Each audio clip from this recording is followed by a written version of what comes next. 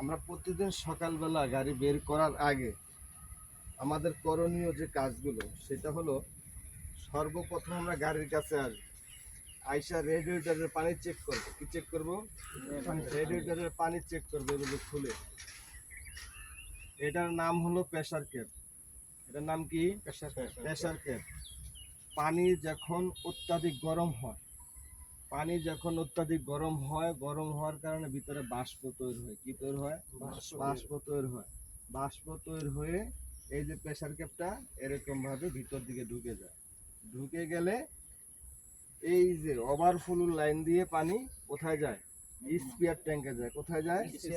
Spear ট্যাঙ্কে যায়। আর যখন আমাদের গাড়ির চলতি অবস্থায় অত্যাধিক গরম হয়, গরম অবস্থায় আমরা কখনো ভুল করে এই প্রেসার ক্যাপটা খুলবো না। মনে থাকবে, ভুল করেও এই প্রেসার ক্যাপ আমরা খুলতে যাব না। কি করবো? আমরা চেক করবো হলো স্পিয়ার ট্যাঙ্কের পানি চেক করবো। স্পিয়ার ট্যাঙ্ক চেক করবো। এটা তখনই খুলতে পারবো যখন নাকি ইঞ্জিনটা ঠান্ডা হয়ে স্বাভাবিক পর্যায়ে আসে। যতক্ষণ না আসে ততক্ষণ পর্যন্ত আমরা এই মুখখানা খুলতে পারবো না। মনে থাকবে? তাহলে এটার নাম হলো রেডিয়েটর, এটার নাম হলো স্পিয়ার ট্যাঙ্কি, এটার নাম হলো কুলিং ফ্যান। কি নাম? Cooling fan. এই কুলিং ফ্যানের কাজ কি? কুলিং ফ্যানের কাজ হলো রেডিয়েটরের ইঞ্জিনের যে পানিটা রেডিয়েটরে আসে, এই রেডিয়েটরের পানিটাকে ঠান্ডা করার জন্য কুলিং ফ্যানের প্রয়োজন। কিসের প্রয়োজন? কুলিং ফ্যানের প্রয়োজন।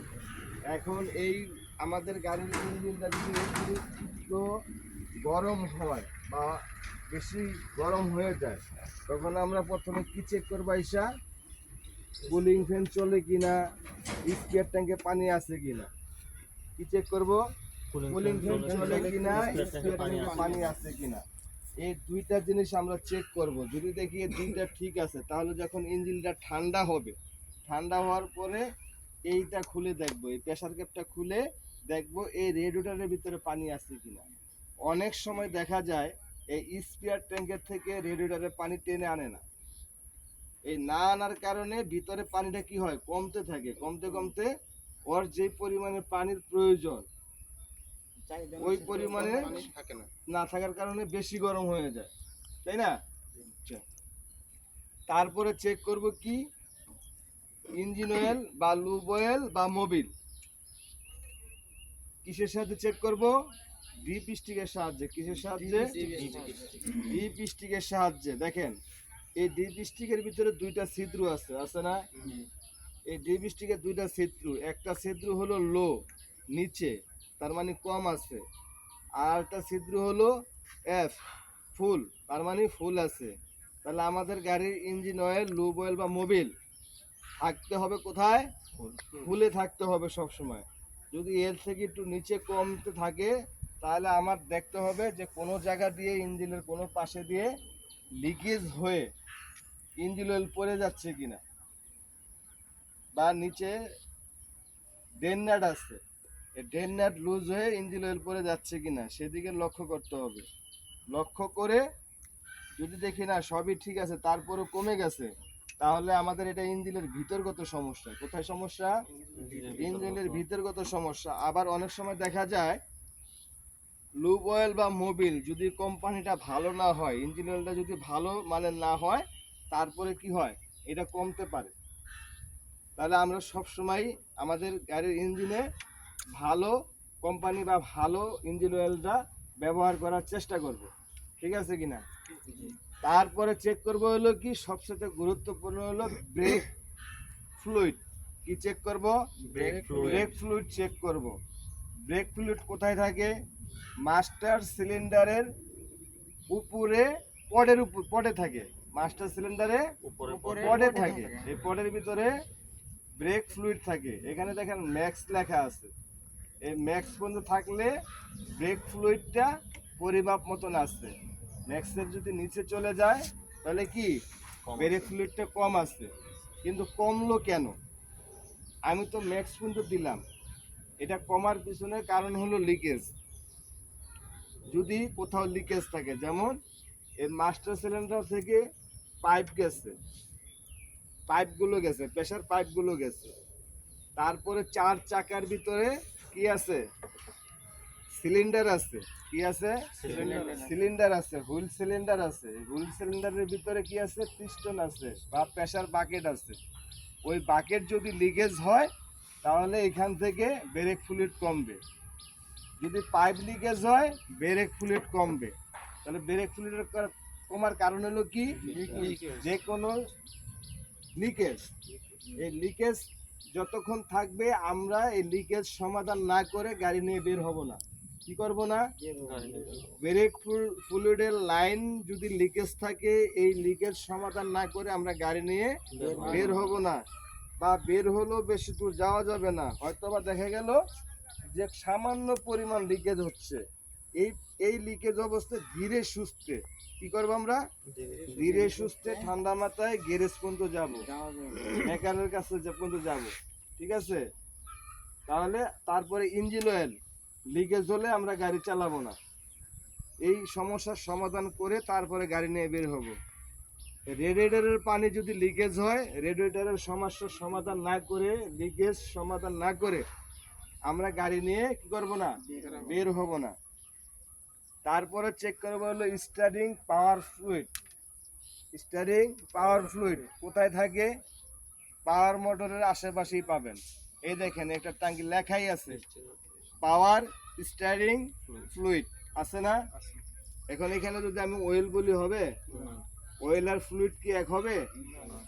ফ্লুইডটা হবে ধারদার। কি হবে? ধারদার। আর অয়েলটা হবে কি? পিছলা জাতীয়, পিচ্ছিল জাতীয়। তাহলে তারপর আমরা চেক করব কি? আমাদের এই গাড়ির সামনের যে ফ্রন্ট গ্লাসটা আছে, আছে না? এই গ্লাসটাকে পরিষ্কার করতে হয় কিসের সাহায্যে? উইপারের সাহায্যে। কিসের সাহায্যে? এই যে উইপারের সাহায্যে সামনের গ্লাসটা পরিষ্কার হয়। কারণ সামনে গ্লাসটা শুকনো অবস্থায় কিন্তু আমরা উইপার চালাতে পারবো না। শুকনো অবস্থায় যদি উইপারটা চালাই তাহলে সামনের গ্লাসের উপরে স্ক্র্যাপ পড়ে যাবে, দাগ পড়ে যাবে, যেটা আমরা রাত্রিকালীন মহাসড়কে গাড়ি চালাইতে আমাদের সমস্যা হবে। অপর দিক থেকে হেডলাইটের আলো আইসা আমাদের চোখে ঝিলিক মারবে, আমরা স্পষ্ট সড়ক কি করতে পারবো না? দেখতে পারবো না। তাহলে ওইটার জন্য পানির দরকার আছে, ওয়াটার দরকার আছে না? এটা থাকবে হলো এটার ভিতরে। দেখেন এই যে চিহ্নটা ভালো করে ফলো করেন। এইরকম চিহ্ন যে ট্যাঙ্কির মুখার উপরে থাকবে, এইরকম চিহ্ন যে ট্যাঙ্কির মুখার উপরে থাকবে সেইটাই হইলো ওয়াশের ট্যাঙ্কি। কিসের ট্যাঙ্কি? ওয়াশ ট্যাঙ্কি। তারপরে আমরা চেক করব হলো ব্রেক, ব্যাটারি। কি চেক করব? ব্যাটারি চেক করব। ব্যাটারির মধ্যে কয়টা খুঁটি থাকে? দুইটা খুঁটি থাকে। একটা হলো প্লাস আর একটা হলো মাইনাস। একটা পজিটিভ, একটা নেগেটিভ, একটা আর্থিং, একটা মেন। নাম কয়টা পাইছি? কয়টা? তিনটা। আমরা তিনটি নামেই আমরা পরিচিত। গ্যারেজ ফাংশন বলেন, ইঞ্জিনিয়ারিং ফাংশন বলেন, আমরা কি তিনটা নামই পরিচিত। দেখেন এখানে কয়টা মুখা আছে? একটা, দুইটা, তিনটা, চারটা, পাঁচটা, ছয়টা। ছয়টাই সেল, ছয়টাই সেল। এই ছয়টার ভিতরে কি আছে? এই পানিটার নাম কি? Distil water. এটা কি পানি ব্যবহার করব আমরা? Distil water. আমরা কলের পানি ব্যবহার করব না কখনো। ঠিক আছে? আমরা বৃষ্টির পানিটা ব্যবহার করতে পারি। কোনটা? বৃষ্টির পানি। বৃষ্টির পানিও আমরা ব্যবহার করতে পারি। সামান্য পরিমাণে কমে গেছে, ওইটাকে পূর্ণ করার জন্য আমরা বৃষ্টির পানি ব্যবহার করতে পারবো। কিন্তু একবারে বেশি কমে গেলে ওই ক্ষেত্রে বৃষ্টির পানি দিয়ে কাজ হবে না। কি লাগবে? ডিস্টিল ওয়াটার, অ্যাসিড পানি লাগবে। কি লাগবে? অ্যাসিড পানি লাগবে। তারপরে আমরা চেক করব হলো, যেমন আমাদের কি হলো, এই জিনিসগুলো কি চেক ইন হয়ে গেছে, তাই না? আচ্ছা, এখন চেক ইন হওয়ার পর ইঞ্জিনের সাবজেক্টটা আমাদের শেষ। কি শেষ? আমি যা যা দেখাইছি ইঞ্জিনের সাবজেক্ট। এখন এখানে আরেকটা সাবজেক্ট রয়েছে। দেখেন এখানে ডায়নামো আছে। কি আছে? ডায়নামো আছে। এই ডায়নামোর সাথে একটা বেল লাগানো আছে, কি আছে? একটা বেল লাগানো আছে কোথায়? ইঞ্জিনের মেন পুলির সাথে। কোথায়? ইঞ্জিনের মেন পুলির সাথে বেলটা লাগানো আছে। এই বেলটাও আমাদের চেক করতে হবে, বেলটা কি লুজ আছে বা বেলটা কি ছিঁড়ে যাওয়ার সম্ভাবনা আছে, এই জিনিসটাও কি আমরা লক্ষ্য করে চেক করব। চেক করে দেখব, যদি দেখি সমস্যা আছে বা ছিঁড়ে যাওয়ার সম্ভাবনা আছে বা লুজ আছে, এটাকে আমরা কি করব? গ্যারেজে নিয়ে ঠিক করে বেলটা চেঞ্জ করে নেব, অথবা বেলটা টাইট দিয়ে নিব। লুজ থাকলে টাইট দিয়ে নিব, আর যদি ছিঁড়ে যাওয়ার সম্ভাবনা থাকে তাহলে এটাকে চেঞ্জ করে নিব।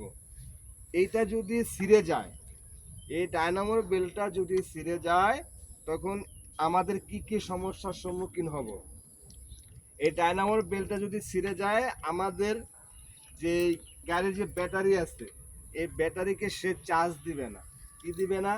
চার্জিং দিবে না, রিচার্জ যেটা আমরা বলি, রিচার্জ দিবে না। তারপর এই বেলটা ছিঁড়ে গেলে অটোমেটিকলি হেডলাইটের আলো, হর্ন কমে আসবে, অটোমেটিকলি আস্তে করে স্টার্ট বন্ধ হয়ে যাবে। কতক্ষণ পর্যন্ত গাড়ি স্টার্টে থাকবে?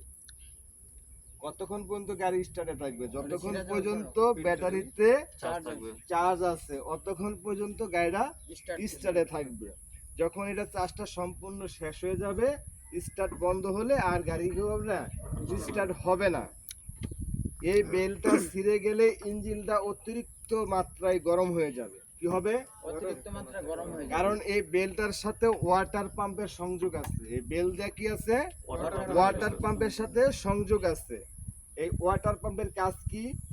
ওয়াটার পাম্পের কাজ হলো রেডিয়েটর থেকে ঠান্ডা পানিটা ইঞ্জিনে প্রবেশ করানো এবং ইঞ্জিন থেকে গরম পানিটাকে রেডিয়েটরে প্রবেশ করানো।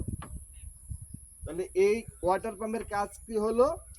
ইঞ্জিনটাকে পুরোপুরি সার্কুলেশন করে পানিটাকে ঘুরিয়ে আবার পুনরায় রেডিয়েটরে দেয় এবং রেডিয়েটর থেকে ঠান্ডা পানিটা আবার ইঞ্জিনে প্রবেশ করায়। তাহলে আমাদের এই বেলটা গুরুত্বপূর্ণ কি না?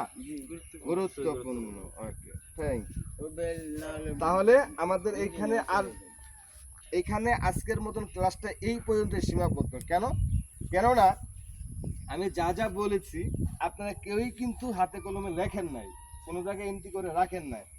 তো আমি যা যা বলেছি এই জিনিসগুলো ভাগ ভাগ করে একজনের মাথার ভিতরে কিছু কিছু অংশ ঢুকিয়ে পেলাম। এখানে তো আমি এভারেজে মিলে 8 থেকে 10টা সাবজেক্ট দেখাচ্ছি, তাই না? এই 8 থেকে 10টা সাবজেক্ট আপনাদের 4 জনের মাথায় প্রবেশ করান, ব্রেনের ভিতরে লোক ঢুকান। ভুলে গেলে একজন আরেকজনের সাথে কি শেয়ার করলেই এটা কি পুনরায় আবার আমাদের ব্রেনে চলে আসবে, তাই না? তাহলে এখন আমরা ইঞ্জিন বনেটটাকে ক্লোজ করব। কি করব? ক্লোজ করব। তাহলে আমাদের মর্নিং চেকের প্রথম ধাপ হলো এটা ইঞ্জিন বনার। আমাদের সকালবেলার যে মর্নিং চেকটা, গাড়ি চালানোর পূর্ব প্রস্তুতি যে বিষয়টা, সেটার ইঞ্জিনের একটা সাবজেক্ট শেষ হয়েছে, দ্বিতীয় সাবজেক্ট আসবে হলো আমরা প্রত্যেকটা টায়ার চেক করব। চারপাশে যে প্রত্যেকটা টায়ার আমরা কি করব? চেক করে দেখব কোন টায়ারের ভিতরে হাওয়ার প্রেসার কম বা বেশি আছে কিনা। আমার 4টা চাকাই এক সমান তালে থাকবে। যদি দেখি একটায় কম, কোনটায় কম, সেটার ভিতরে আমরা আবার প্রেসার দিয়ে নিব। তারপরে কি করব?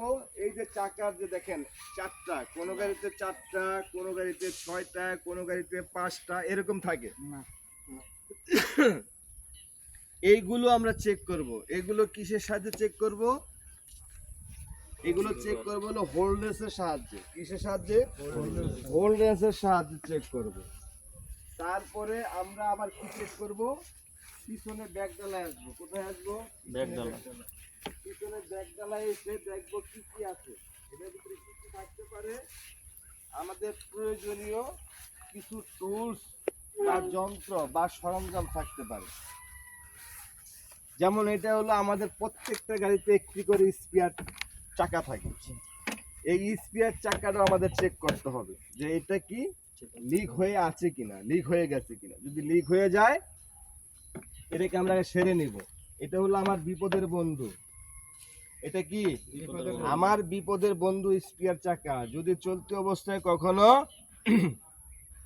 আমার কোনো রানিং টায়ার পাঞ্চার হয়ে যায় বা বাস্ট হয়ে যায়, তখন আমরা এই স্পেয়ার চাকাটা দিয়ে আমাদের গন্তব্যে বা কাছাকাছি কাছে গন্তব্যে workshop-এ। অথবা কোনো workshop-এ ওয়ার্কশপে আমরা পৌঁছাইতে পারবো। তাহলে এটা আমার বিপদের বন্ধু। তারপরে দেখবো আমার গাড়ির ভিতরে জগ আছে কিনা, জগ যেটার সাহায্যে আমি চাকা খুলতে পারবো, যেটার সাহায্যে কি করতে পারবো, চাকা খুলতে পারবো। তারপরে দেখবো আমার গাড়ির ভিতরে কিছু প্রয়োজনীয় টুলস, যেমন একটি প্লাস, একটি স্ক্রুড্রাইভার, একটি সিলাই রেঞ্চ, হ্যাঁ, এই জিনিসগুলো আছে কিনা, টুকটাক জিনিসগুলো আছে কিনা সেটা আমরা কি করব, চেক করে নিব। আমি থুইছি আজকে থুইছি, আমি কালকে চেক করবো না, সেটা করা যাবে না। আমার প্রতিনিয়তই চেক করতে হবে, কারণ আমি কখন কোন সময় এটা থেকে নামে কোথায় কাজ করছি, কোথায় থুই আইছি, এটা পরে আর এটা কি অনেক সময় মানুষের খেয়াল থাকে না। মানুষ কি ভোলামন, মানুষ ভোলামন, ভুলে যায়। তার জন্য এই জিনিসগুলো প্রতিদিনই চেক দিতেই হবে, আপনার ভালোর জন্য, আপনার সুবিধার জন্য, আপনার সেফটির জন্য, আপনার নিরাপত্তার জন্য।